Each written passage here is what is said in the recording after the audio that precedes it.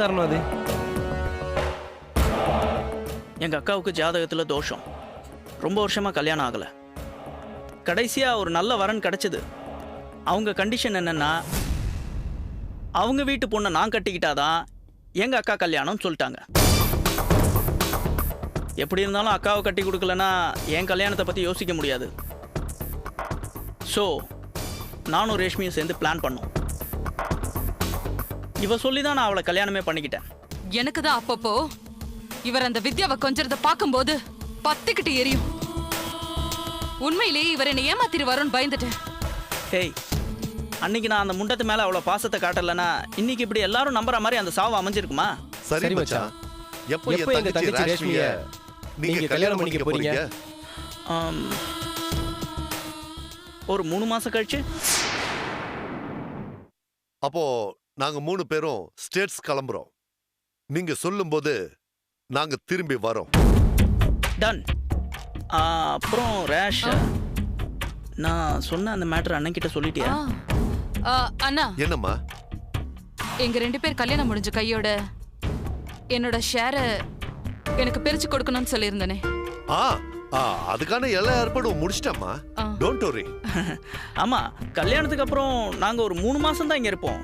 அதுக்கப்புறம் நாங்க போய் மொரிஷியஸ்ல செட்டில் ஆயிடுவோம். நல்லது மச்சான்.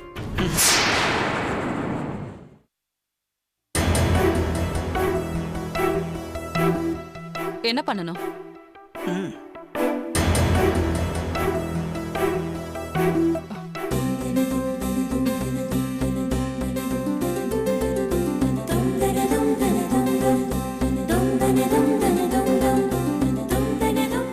என் தங்கச்சி எப்படி உங்களை மனசு விரும்பி ஏத்துக்கிட்டாலோ அதே மாதிரி அவ கடைசி வரைக்கும் கண் கலங்காம நீங்க தான் வச்சு காப்பாத்தணும். ஷூர். வாங்க. நீங்க 2 பேரும் சந்தோஷமா பல்லாண்டு காலம் சிறப்பா வாழணும். அதான் என்னோட ஆசை. நிச்சயமா. மா ரேஷ்மி, உதய் மாதிரி ஒரு நல்ல மனசுக்காரன் கூட என் தங்கச்சி வாழ கொடுத்து வைக்கல.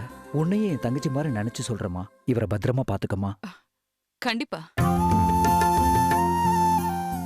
வித்யாவை உயிர்க்குயிரா விரும்பி கல்யாணம் பண்ணிக்கிட்டவன் மறுபடியும் ஒரு பொண்ணை மனசார ஏத்துக்குவானு ரொம்ப பயந்துட்டே இருந்தேன். நல்ல வேலையா என் தம்பிய காலேஜ் காலத்துல இருந்தே புரிஞ்சுக்கிட்ட நீ அவனை ஏத்துக்கிட்டதுல எனக்கு ரொம்ப சந்தோஷமா. தேங்க்ஸ். இன்னாருக்கு இன்னாருன்னு கடவுள் எழுதி வச்சிருக்காருன்னு சொல்லுவாங்க.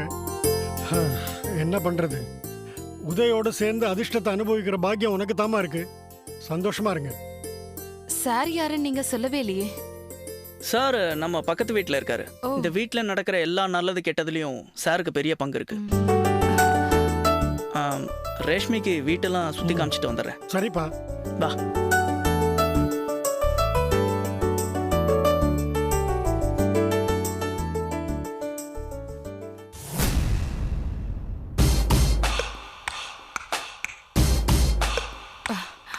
நைஸ்.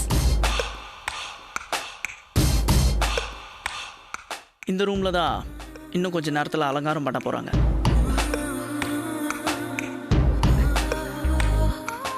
நம்மளோட ஃபர்ஸ்ட் நைட் இங்கே தான் நடக்க போகுது. ஆமா, நம்ம மேல யாருக்கும் எந்த சந்தேகமும் வரல? வரல. ஆனாலும் நீ ரொம்ப பயப்படுறப்பா. ஹே, பயம்லாம் கிடையாது. ஆமா, அந்த பெருசு ஏதோ உன்கிட்ட கேட்டுச்சு, நம்ம 2 பேருக்குள்ள ஏற்கனவே பழக்கம் இருக்கான்னு கேட்டுச்சு. அப்படிதானே? ஆமாமா, நாம சிரிச்சு பேசிட்டு இருந்தோம்ல, அத பார்த்து அப்படி கேட்டாரு. இந்த மாதிரி தான் யாருக்கும் எந்த டவுட்டும் வந்துடக்கூடாது. ஓகேவா?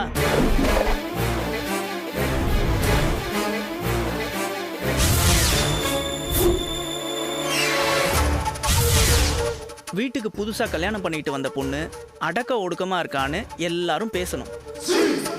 ஏன் அப்படி பேசணும்? இப்படி கேட்டா நான் என்ன பதில் சொல்லுவேன் ரேஷ்மி? அக்கம் பக்கத்துல 4 பேர் அனுசரிச்சு போகணும். எதுக்காக அனுசரிக்கணும்? நல்லது கெட்டதுன்னா 4 பேர் இருக்கணுமா? இப்போ நம்மளோட இந்த ஃபர்ஸ்ட் நைட் ரூம் அலங்கரிக்கிறதுக்கு கூட அக்கம் பக்கத்துல இருந்து ஒரு 4 பேர் வராங்க. அவங்க கூடலாம் அப்படியே அனுசரிச்சு பழகிக்கன்னு சொல்றேன். பக்கத்து வீட்டுக்காரங்க எதுக்கு வந்து நாம படுக்க போற பெட் அலங்காரம் பண்ணணும்? டெக்கரேட்டர்ஸ் கூப்பிட்டா அவங்களே 5 நிமிஷத்துல வந்து பண்ணிட்டு போயிடுவாங்க.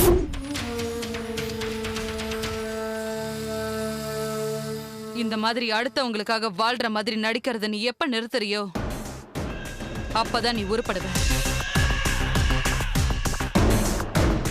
அக்கா லைஃப் நல்லா இருக்கணுங்கிறதுக்காக தான் அந்த வித்யாவை நான் கல்யாணம் பண்ணிக்கிட்டேன்னு சொன்னியே. உன்னையே நம்பி உனக்காகவே காத்துக்கிட்டு இருக்கிற என்ன பத்தியும் அதே மாதிரி நீ யோசிச்சிருக்கணும் தானே? ஏய், இப்ப ஏன் நீ இதெல்லாம் பேசுற? இல்ல, அடுத்தவங்க ஃபீலிங்ஸ் ரொம்ப புரிஞ்சு நடந்துக்கிற மாதிரி பேசுறியே. முதல்ல முதுக நீ கவனின்னு சொல்றேன். நீ இப்படிலாம் பேசுவேன்னு நான் கொஞ்சம் கூட எதிர்பார்க்கவே இல்லை தெரியுமா? நானும் கூட எதிர்பார்க்கல நீ இப்படி எல்லாம் மாறி இருப்பேன்னு. நான் மாறிட்டேனா? என்ன மாறிட்ட? ரொம்ப மாறிட்ட. என்கிட்ட இருக்கிற பணத்துக்காக தானே நீ என்ன கல்யாணம் பண்ணிக்கிட்ட. லவ் பண்ணது மனசுல இருந்திருந்தா அவ இருக்கும் போது நீ என்ன சுத்தமா அவாய்ட் பண்ணிருப்பியா? என்ன பேச்சு பேசுற நீ ரேஷ்மி? இப்போ உனக்கும் எனக்கும் கல்யாணம் ஆயிருச்சு. ஒருவேளை நான் இன்னொரு பொண்ணோட பழகிறது உனக்கு தெரிஞ்சா நீ என்ன பண்ணுவ? என்னடா சொன்ன?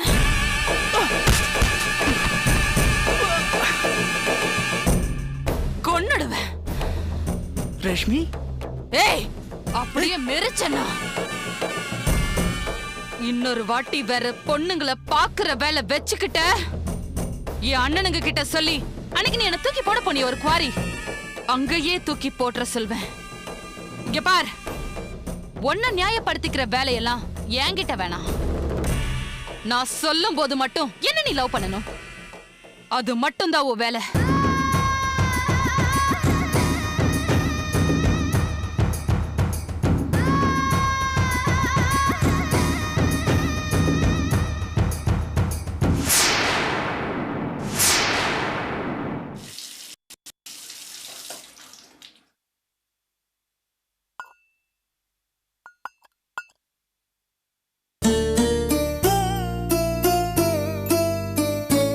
தம்பி,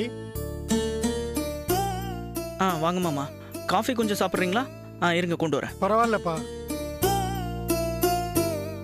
வித்யா இருந்த வரைக்கும் உங்களை ஒரு நாள் கூட நான் கிச்சன் பக்கமே பார்த்ததில்ல. இப்ப நீங்க கிச்சன்ல இருந்து வர்றதை பார்க்கும்போது இந்த வீட்டில் யாரோட ஆட்சின்னு ரொம்ப நல்லா புரியுது.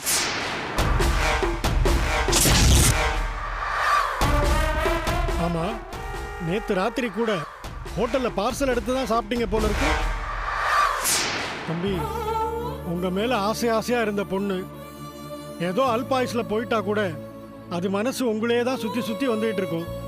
அதனால அப்பப்போ கொஞ்சம் பூ போடுங்க, 2 ஊதுபத்தி கொளுத்தி வைங்க. சரிங்க. வேண்டாம் தம்பி, என் வீட்லயும் என் மருமக நல்லா தான் காப்பி போடுவா. இருந்தாலும் மகாலட்சுமி மாதிரி இருக்கிற வித்யா கையில காஃபி வாங்கி குடிச்சாதான் என் மனசுக்கு திருப்தி. அதனாலதான் நான் வித்யா கையில தினம் காஃபி வாங்கி குடிச்சிட்டு இருந்தேன்.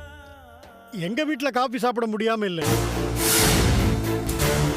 வித்யா இல்லாத வீட்டில் எனக்கு எதுவும் இறங்கல தம்பி, வேண்டாம். ஹே ஓல்ட் மேன், என்ன ரபிஷா பேசிட்டு இருக்க?